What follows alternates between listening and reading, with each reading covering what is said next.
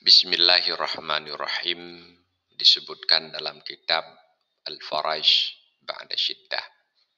Utiyal Hajjaj bin Yusuf birajulin kana ja'ala ala nafsihi in zafara bihi ayyaqtulah. Qal falamma dakhala alaihi taqallama bikalamin faqala sabilah. Hajjaj bin Yusuf bertemu dengan seorang lelaki yang telah bersumpah akan membunuhnya bila ia bertemu dengannya.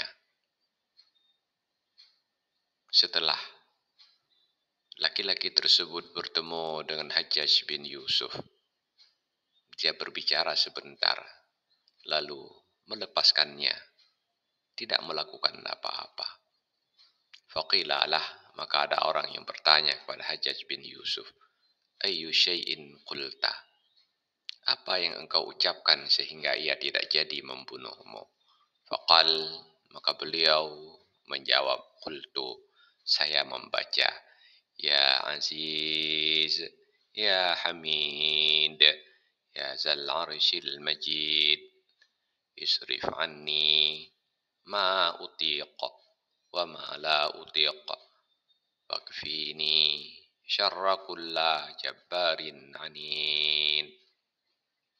Wallahu alam bisawab, walhamdulillahi rabbil alamin.